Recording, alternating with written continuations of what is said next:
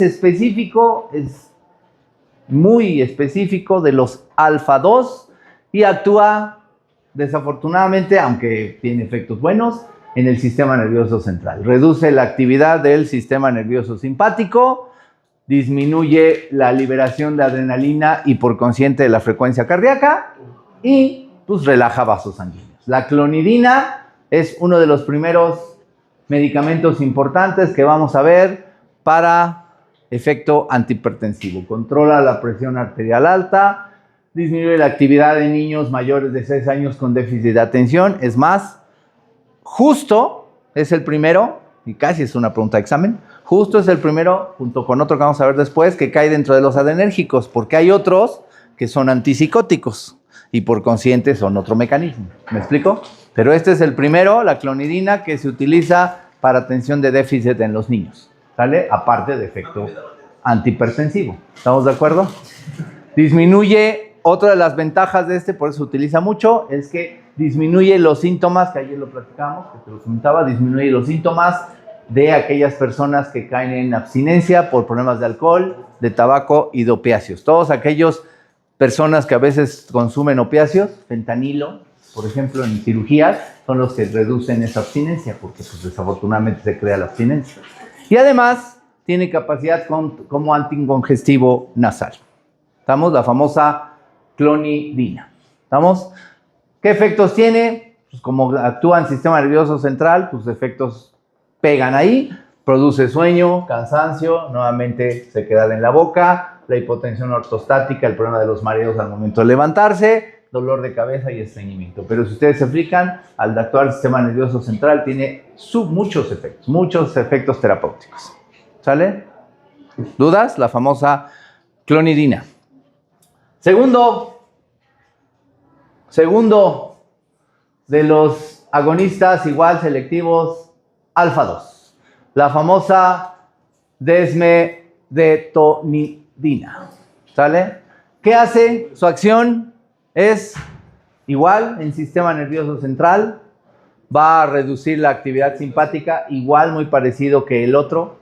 La diferencia es que este tiene acciones sedantes, analgésicas, ansiolíticas y tiene la ventaja de no causar depresión respiratoria, ¿vale? Pero si ustedes se fijan, ya empieza a tener efecto sedante, efecto analgésico y efecto ansiolítico.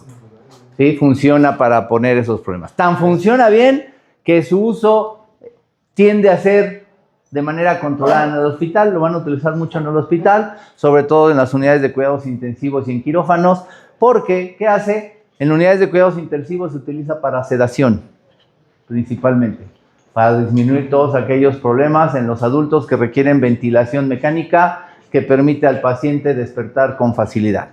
O sea, lo sedan, se considera un preanestésico, pues, aunque no es un anestésico como tal, se considera un preanestésico, los relaja y permite eso. Y en la cirugía, justo, es un agente de apoyo anestésico y de sedación en pacientes que van a ser intubados o no intubados durante intervenciones quirúrgicas. O sea, ¿qué hace? Aunque no es un preanestésico como tal, los amensa, los relaja y los tiene tranquilos. ¿Estamos de acuerdo? Porque actúa a nivel del sistema nervioso central. Ventajas clínicas, a diferencia de un preanestésico, por ejemplo, no causa depresión respiratoria, o sea, a diferencia de sedantes y de opiáceos, por ejemplo, como el propofol o el fentanilo, que se utilizan también en el hospital, actúa, los seda, los tiene tranquilos, pero no causa depresión respiratoria. Y además, la otra ventaja es que tiene menor incidencia de delirios y de confusión en aquellos pacientes críticos o postoperatorios. Después de haber sido con la cirugía y regresar de la anestesia general, les disminuye la problemática. ¿Me explico? Por eso se utiliza mucho en hospital, en cirugía. ¿Estamos de acuerdo? ¿Qué reacciones desafortunadamente tiene? Puede producir hipotensión, o sea, de estar como antihipertensivo o tener efecto, puede producir ahora hipertensión, puede producir bradicardia y lo mismo. Actuar en el sistema nervioso central, pues produce sequedad en la boca. ¿Estamos de acuerdo? Se fue el segundo de alfa 2. ¿Estamos? Sí. Tercero de los alfa 2, la famosa brimonidina. ¿Sí? Igual agonista de mecanismo dual. Se considera fármaco dual. ¿Por qué se considera fármaco dual? Porque tiene dos tipos de efectos dependiendo de ciertas dosis. Por un lado, reduce la formación y secreción del humor acuoso del ojo, pero por otro lado, si ustedes se fijan, estimula la salida, drena el humor acuoso. O sea, reduce que haya exceso de humor acuoso o elimina exceso. ¿Para qué? Pues se enfoca principalmente al control de glaucoma y de hipertensión ocular. Este lo van a utilizar aquellos que se vayan mucho a oftalmología, ahí caen en oftalmología su uso. ¿Estamos de acuerdo? Cuida el nervio del ojo y previene pérdida de la vista, ayuda mucho en problemas en diabéticos, por ejemplo. ¿Sí? Favorece el que el diabético no tenga ese problema. Y la dosis, aunque es de las pocas que vamos a ver, esa es la problemática, les dije, por eso es dual. La dosis obligatoria que ha funcionado durante mucho tiempo, si ustedes se fijan, es una gota en el ojo que está, ¿qué? 2 veces al día, nada más. Pero a veces pues, se da más, y entonces al darse más, pues es cuando ocasiona la sobredosis, y entonces, ¿qué sobredosis ocasiona? Ojos rojos, picazón en los ojos, que sientan que tienen basura en los ojos, la boca seca, el cansancio y el sueño. Mientras lo hagan así, casi no pasa nada. Por eso la dosis es relevante y el efecto es dual. ¿Me explico? ¿Dudas? Cuarto. ¿Chale? Ya vamos avanzando. Y sí, vamos a acabar, no te estreses. Cuarto. La tizanidina. También selectivo de los alfa-2. También agonista directo del sistema nervioso central y actúa ya a nivel de médula espinal. ¿Qué va a hacer? Este igual que el otro. Aunque el otro era preanestésico, ¿se acuerdan? Este se considera un relajante muscular. Relaja tranquilamente. Se utiliza para controlar problemas neurológicos, se utiliza mucho en problemas de esclerosis múltiple o en lesiones de médula ósea, no como dolor, sino para relajarlo, para tener el control, para evitar espasmos, rigidez y calambres musculares. ¿Qué efectos desafortunadamente tiene? Mareos, debilidad. Si ustedes se fijan, la mayoría de los que caen en sistema nervioso central vuelven a caer en resequedad ¿de qué? De la boca, es muy común, ¿sale? Igual mareos, debilidad. Y pues obviamente inducen hipotensión, porque si ustedes se acuerdan, dentro de lo que dijeron ayer, pues tienen efecto directamente en corazón, ¿se acuerdan? Entonces pues baja rápido. ¿Estamos de acuerdo? ¿Cuarto, quinto? Quinto. Los dos análogos importantes, aunque existen en el país, existen en las farmacias, el más común es la primera, la guanfacina. La guanfacina, ambos son análogos, se parecen, actúan igualitos.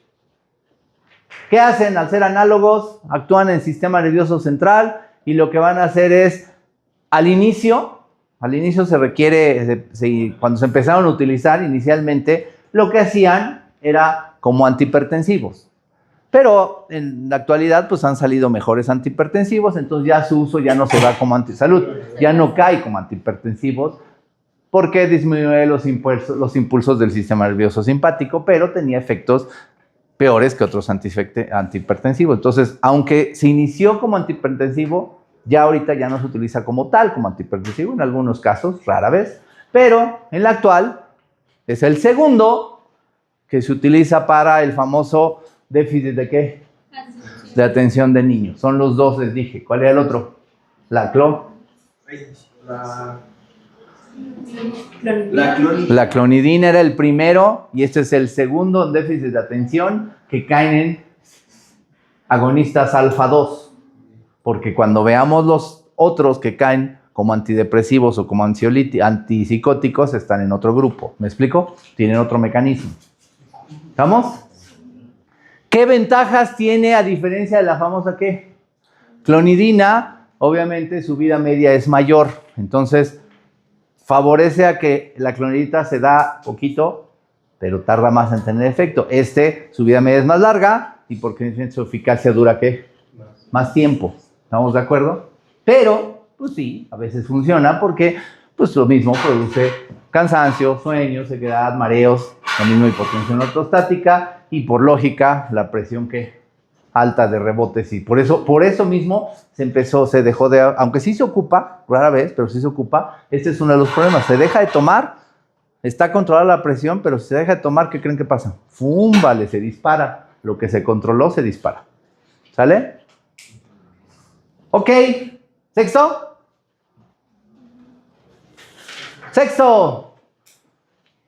el que durante mucho tiempo fue el caballito de batalla para todos los machines, la famosa yumbina.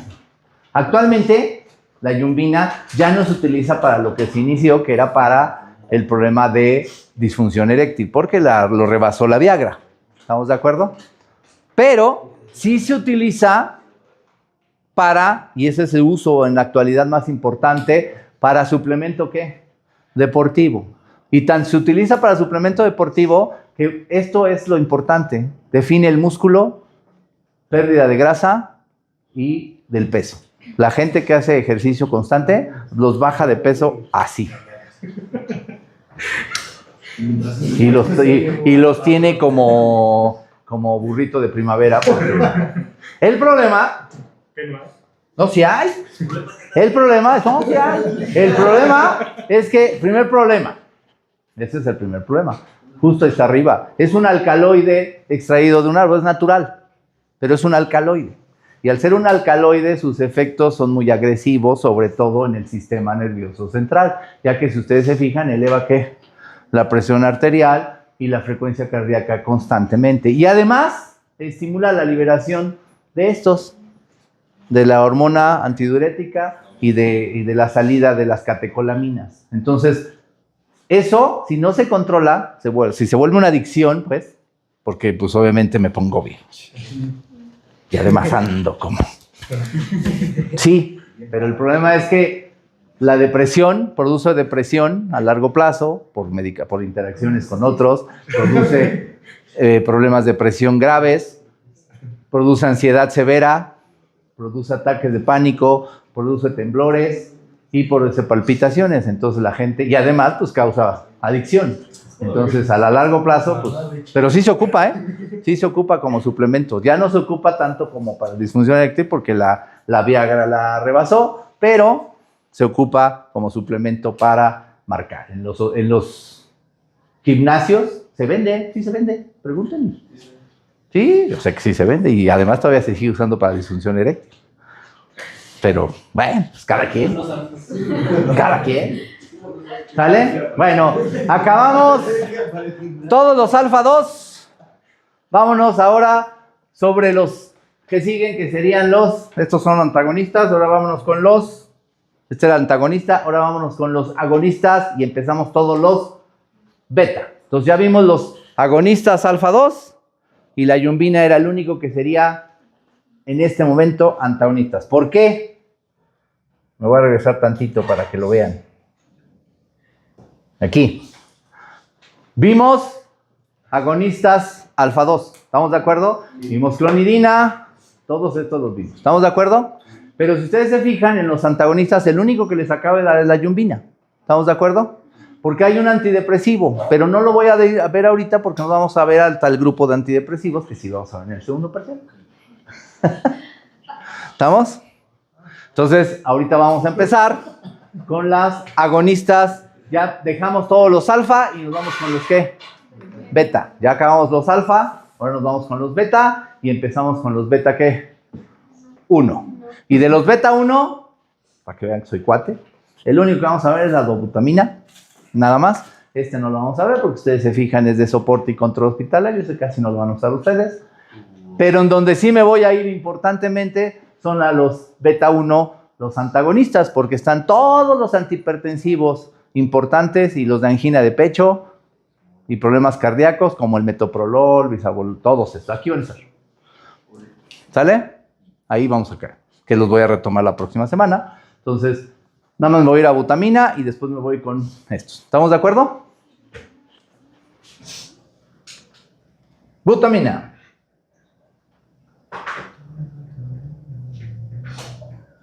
Ahí está. ¿Sale? Entonces, selectivo beta 1. ¿Sale? Ayer les comenté y lo mencionaron sus compañeros. Dentro de la síntesis de la adrenalina y la noradrenalina, cae o se mezcla también la síntesis de la dopamina. Van juntos, si ustedes se fijaron. Entonces, desafortunadamente hay algunos, y lo vamos a ver después, sobre todo en los dopaminérgicos, que desafortunadamente hay medicamentos que aunque se van para dopamina, desafortunadamente a quién le pegan también, a la adrenalina y noradrenalina. Entonces son efectos que a veces no esperamos, son secundarios. Este así empezó, porque su efecto, aunque se va sobre beta 1, de rebote también pega sobre el derivado sintético ¿de quién? De la dopamina. Entonces empezó así y su efecto es sobre corazón. ¿Qué hace? Estimula y favorece la fuerza y el bombeo que haya en más sangre, que el corazón bombee mejor. Se utiliza mucho en hospital a nivel de en intravenoso, administración intravenosa. ¿Y para qué se utiliza? Para casos graves de insuficiencia cardíaca aguda, para choque cardiogénico, ayuda al corazón cuando no puede bombear suficiente sangre, en los infartos o en las cirugías, por eso es en hospital. Se emplea como prueba médica para observar reacción del corazón en el esfuerzo. Cuando creen tener que hay una arritmia y problemas cardíacos, es el que se utiliza de prueba y se lo dan al paciente para determinar cómo está su corazón. Y finalmente, sus reacciones. Aquí, bueno, en esta, cuando no puede caminar, ayer lo dijeron, había unas arritmias, si se acuerdan, que tenían problemas en los deportistas, ¿se acuerdan? La brugada y la... Ajá, entonces este es el de prueba para hacerlos correr y ver si realmente su problema está en corazón. Entonces usted largo 2 y 3. Ajá, entonces, ¿estamos de acuerdo? Entonces se ve en el ecocardiograma que se le conoce como cardiograma de estrés, se le pone de prueba y se ve cómo está si ya se determina su problemática. ¿Estamos de acuerdo? Reacciones adversas, puede generar taquicardia, puede generar ¿qué? Arritmias.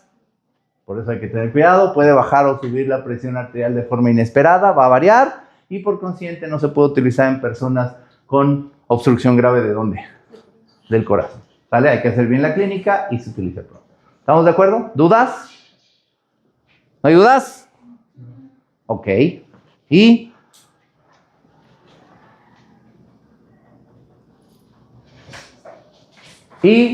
el último agonista selectivo beta 2.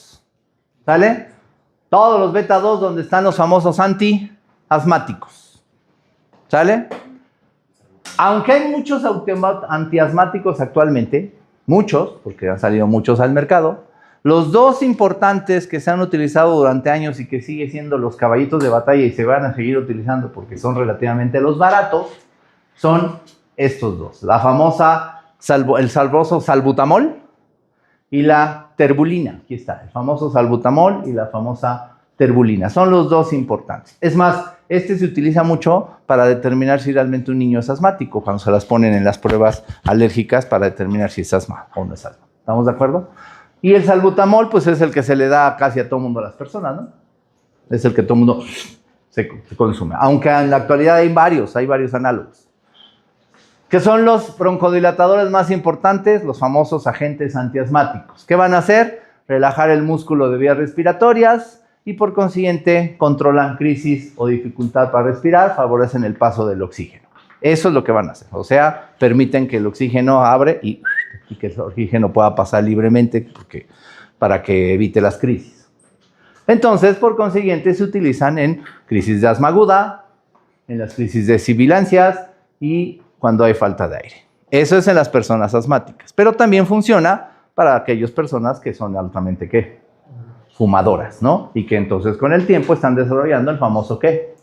EPOC, o que tienen problemas de bronquitis, o sea, infecciones, y que pues tienen que controlarlas, les ayuda si se está controlando la infección, o que ya tienen problemas de enfisema. Pero su uso principal cae como antiasmáticos. Y además, pues se utilizan como agentes preventivos cuando en el ejercicio hay exposición a alergenos, cuando la gente se le induce el asma por alergenos. Entonces, pues, los que tienen que echar su disparito. Reacciones adversas, cuando se sobrepasa, son relativamente seguros, pero cuando se sobrepasa, pues empiezan a tener problemas leves, este es el común, sobre todo en las manos, empiezan a tener pequeños temblores, la sensación del nerviosismo, los mareos, el aumento temporal del ritmo cardíaco y el dolor de la cabeza. ¿Sale? Pero son los famosos antiasmáticos. ¿Dudas? No. Ya vamos avanzando, ¿eh? ¿Ya ves cómo si vamos a acabar? Me duda que acabemos. Sí, yo los dije. Ok, y vámonos con todo el grupo de los antagonistas. Antagonistas beta. Y aquí lo junto para que les quede claro. Yo les dije que va a haber antagonistas beta que son específicos de los beta 1 y los que no son selectivos. O sea, se pueden pegar tanto a beta 1 como a beta 2. ¿Estamos de acuerdo? Por eso no son selectivos. Y caen prácticamente todos los famosos antihipertensivos que en la actualidad se utilizan. Y los que se ayudan para la angina de pecho, por ejemplo. Y los que ayudan para arritmias, que son los que vamos a ver. ¿Estamos de acuerdo? Entonces, si ustedes se fijan, vamos a tener, así están clasificados, vamos a tener de primera generación, no selectivos, de primera generación, de segunda generación, selectivos beta 1, porque fueron primero aquellos, de tercera generación los no selectivos y finalmente los de tercera generación beta 1. O sea, es el orden. Aunque, ustedes lo van a ver cuando empiecen a recetarlos, por comodidad y por fama, hay algunos que se han vuelto de uso constante. Este es uno de uso constante, el famoso ¿qué? El propanolol. Entonces, por eso fue el primero de los de primera generación. Este es no selectivo.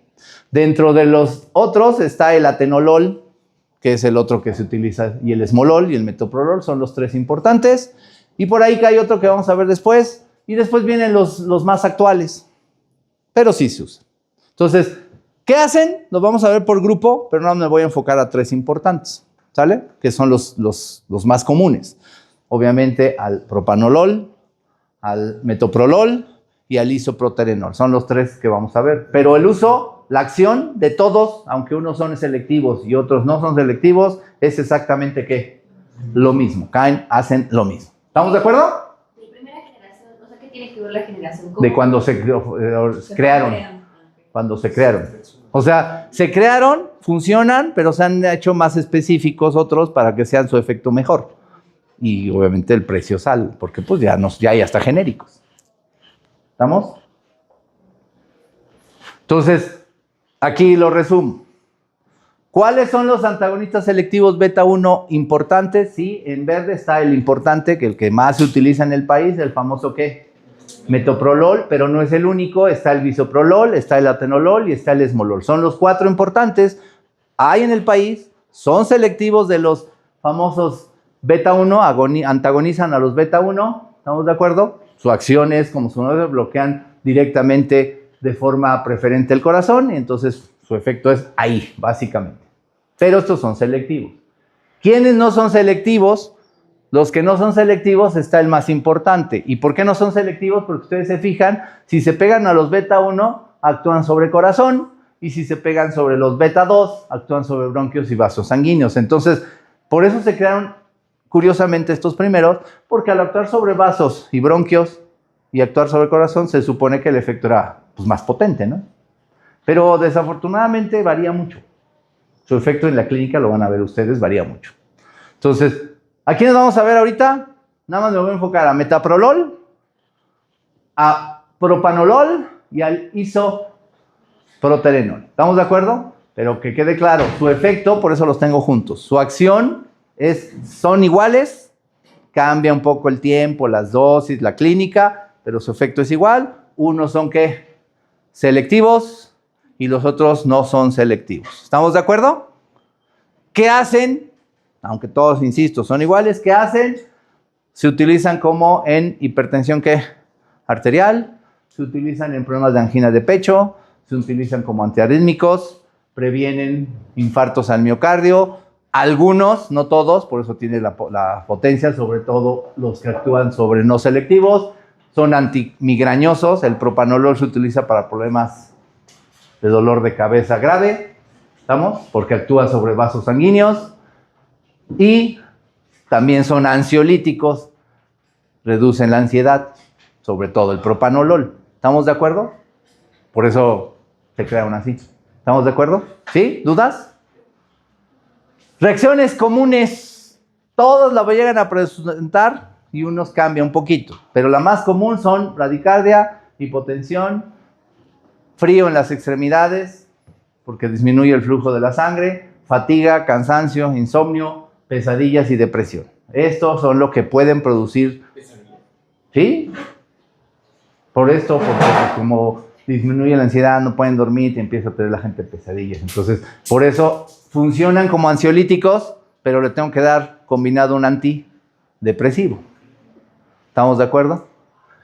Y los no selectivos, esa es la problemática de los no selectivos. Los que están, sobre todo el propanolol, que es bueno, pero tiene efectos, aparte de aquellos que puede tenerlos, tiene uno muy curioso, tiene unos curiosos. ¿Produce qué? Broncoespasmos. Entonces, prácticamente está contraindicado en pacientes que son ¿qué? Asmáticos. Hay que tener mucho cuidado en pacientes que son asmáticos o tienen problemas o ya tienen el EPOC. Otro problema es que producen hipoglucemia y al producir la hipoglucemia ocultan la taquicardia de aviso cuando baja el azúcar en la sangre y entonces empieza a tener ese problema, sobre todo en problemas que tienen problemas arrítmicos graves, lo empiezan a ver y producen vasoconstricción periférica. ¿Estamos? Funcionan, pero hay que tener cuidado porque de rebote llega a tener problemas. ¿Estamos de acuerdo? Pero sí funciona. ¿Dudas? Entonces, si me voy a lo específico ya para acabar, les dije los tres: propanolol, isoproterenol y el metoprolol. Uno selectivo y dos no selectivos. ¿Estamos de acuerdo? El importante, el famoso propanolol, ¿sale? No es selectivo, es el más usado en la clínica. Ustedes lo van a ver, es el que más van a usar. Tiene una característica importante, por eso funciona bien en muchos, tiene varias afecciones terapéuticas, como ya les dije. Cruza la barrera hematoencefálica fácilmente, entonces se utiliza como antimigrañoso, para el control de temblores causados por hipotiroidismo, en problemas de abstinencia alcohólica. Funciona bien para muchas cosas, ¿sale? Potencia broncoespasmos inducidos por la acetilcolina y la histamina, o sea, hay que tener problemas en los antihistamínicos, por eso digo con los asmáticos, porque obviamente induce histamina, o sea, hace a que salga más histamina y pues genera más problemas en los asmáticos. Estimula el metabolismo de carbohidratos y las grasas, entonces hay que tener con los diabéticos, como les dije, control con los diabéticos. Funciona en la angina de pecho, funciona en la ansiedad, como se los dije, o sea, es bueno. Pero pues hay que estar revisando su efecto. ¿Estamos de acuerdo? El isoproterenol se utilizó inicialmente mucho clínicamente en ambulatorios. En la actualidad ya se va a uso ¿qué? Hospitalario. ¿Sí? ¿Y por qué se va a uso hospitalario? Porque, por ejemplo, en la bradicardia severa ayuda en el control de latidos mientras se espera un marcapasos. Ayuda mucho en los hospitales para eso. ¿Sale? En los problemas, las personas que tienen problemas cardíacos y mientras llega el marcapaso, le ayuda mucho a eso. Regula el gasto cardíaco bajo, o sea, situaciones de emergencia en las unidades críticas intensivas y obviamente cuando hay problemas del corazón que no bombea suficiente sangre y produce broncodilatación. Antes, por eso se usaba como antiasmático, ya no. Ahora ya se enfoca su principal uso en hospital. ¿Estamos de acuerdo? Son los dos importantes. Todos los demás se van a parecer prácticamente al famoso ¿qué? Propanolol. ¿Estamos de acuerdo? Pero, y por ejemplo, caso hipotético, ¿no? Ahí igual en los hospitalarios, ¿qué ocuparíamos? ¿Atropina o isoproterenol? Es que ahí va a variar mucho de la clínica del paciente. Eso, yo te puedo decir cuál me gustaría más, pero va ahí de la clínica de ustedes dependiendo del paciente. Porque acuérdense que la atropina funciona, pero por poquito que se pase la atropina, se van al otro lado. ¿Estamos de acuerdo? Entonces, ahí va a variar mucho la clínica. ¿Estamos?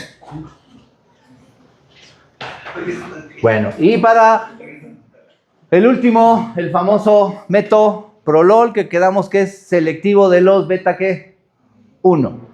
Igual, antihipertensivo importante, reduce el ritmo cardíaco, relaja vasos sanguíneos, entonces se utiliza en la hipertensión, en problemas de angina de pecho, protege al corazón tras un infarto. Este se utiliza mucho, aparte de eso, se utiliza mucho para aquellos pacientes que les dio un infarto, después les dan, porque se utiliza como agente preventivo para evitar que vengan problemas. ¿Estamos de acuerdo? Por eso ha funcionado mucho. ¿Estamos de acuerdo? ¿Dudas? Yo, por ejemplo, el antiarrítmico, ¿cómo elige en qué parte del corazón se actúa y cuándo? Porque ¿el antiarrítmico qué? ¿El tipo de antiarrítmico? por ejemplo, igual ayuda para las arritmias, ¿no? Ajá. Y digamos que solo una parte del ventrículo es la que está dando el problema. Sí. Pero pues agarraría parejo también con las aurículas, ¿no? Algunos, no todos. Es que espérate a la lunes, porque justo en los picos, justo cuando vamos al ecocardiograma, ahí les voy a decir dónde actúa cada uno. Por eso me explicaron ayer el electro, y entonces en el electro, cuando veamos los antiarrítmicos, les voy a explicar los que son de calcio, los que son de potasio, los que son de sodio, pero que actúan leve, intermedio y rápido y prolongado, y los beta bloqueadores y en qué parte actúan cada bloqueador. Eso lo vamos a ver el lunes. Y si vamos a acabar hasta el 30 de septiembre todo lo que falta. Ya veremos. Ya veremos. Ok, y para terminar, ya se van. Los famosos, por ahí lo vimos al inicio, los que se conocen como simpaticomiméticos, ¿qué? Mixtos. O sea, ¿por qué mixtos? Porque acuérdense que les dije que había unos que simpaticomiméticos porque eran semejantes a las catecolaminas, ¿se acuerdan? Y hacían lo mismo que la adrenalina, noradrenalina, o que estimulaban la síntesis para que nuestra propia adrenalina y noradrenalina se elevara. Entonces, por eso son, ¿qué? Mixtos. Conste que le estoy diciendo, y si les hago esa pregunta en el examen y que me digan cuál es un simpaticomimético mixto y por qué, y me... ¿Estamos? Entonces, simpaticomiméticos mixtos. Y justo ahí también se lo digo, son mixtos, ¿por qué? Porque por un lado estimulan la liberación, o sea, desplazan a la adrenalina y noradrenalina de sus vesículas presinápticas hacia la hendidura sin unirse a los ¿qué? Receptores. Y por otro lado, también se pueden pegar ¿a quién? A los receptores. Entonces hacen las dos funciones. ¿De qué va a depender esas dos funciones? Pues prácticamente va a depender de la dosis y de la clínica. ¿Estamos de acuerdo? Pero sobre todo de la dosis. ¿Para qué se utilizan? Se utilizan como descongestivos nasales en resfriados, en alergias o en sinusitis. Son los importantes aparte de los que vimos al inicio, para resfriados, sinusitis y alergias. ¿Estamos de acuerdo? ¿Sí? Son broncodilatadores y hay ciertas diferencias. Y justo son los dos importantes. Pero aquí tengo que hacer la mención. Los dos importantes que han funcionado y funcionaron durante mucho tiempo ha sido la efedrina y pseudoefedrina. Pero si ustedes recuerdan, en la actualidad uno de ellos se quitó, que ya no hay. Porque, pues obviamente, se empezó a fabricar para drogas. Por eso la Cofepris lo quitó. Sí hay efedrina. Lo que ya no hay es ¿qué? Pseudoefedrina. Es la que ya no hay. Efedrina sí hay. Pero había diferencias. Por ejemplo, la efedrina es más potente, sí, pero la pseudoefedrina es más suave y menos reacciones que adversas. Entonces esta llega a tener. La efedrina no funciona tan bien en pastillas como antigripales, a lo que la pseudoefedrina sí funciona mejor en pastillas como antigripales. Entonces, pero causaba cierta dependencia. Entonces la gente ya ahora se quería drogar con la pseudoefedrina. ¿Pero cómo llega a causar dependencia? Porque estimula los receptores y los tiene estimulados y entonces andas eufórico y feliz.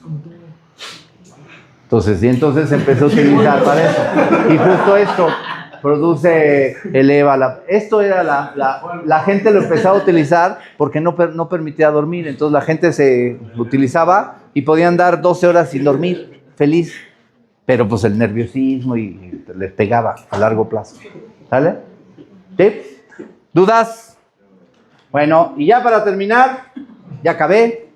¿Sí? Las famosas, ¿qué? Anfetaminas, metanfetaminas y el fentermina. ¿Sale?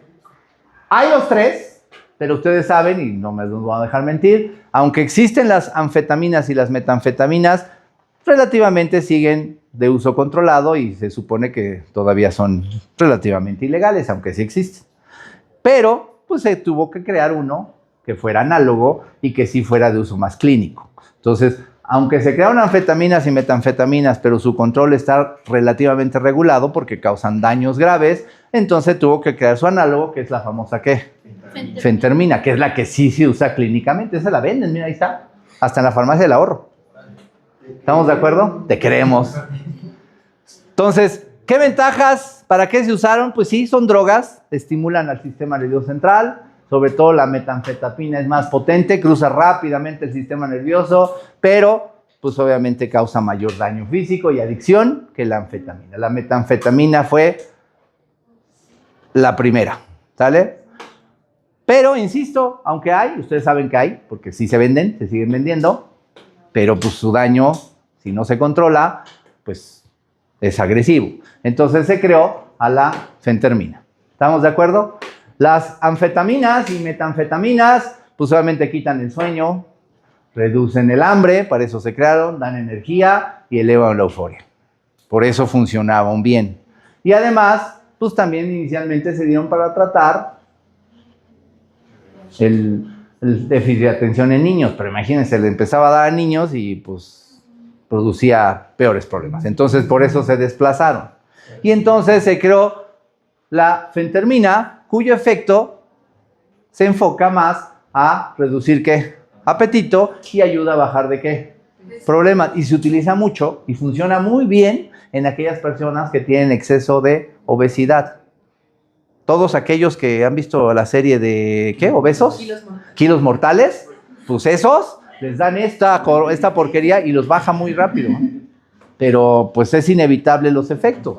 Entonces, producen presión alta, taquicardia, daño al corazón y esto, producen problemas mentales graves a largo plazo.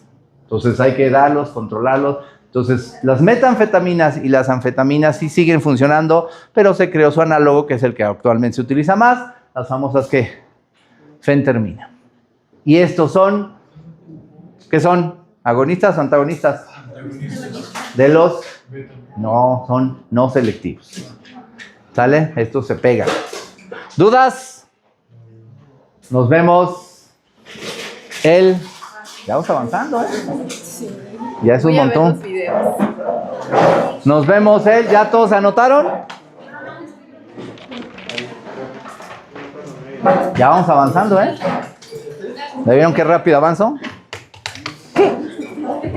Sí, ya vimos. ¿Me prestas el micrófono? Sí, ya vamos avanzando, ¿eh? Sí. No, pero es lo que nos preocupa. ¿Tú qué crees? Les doy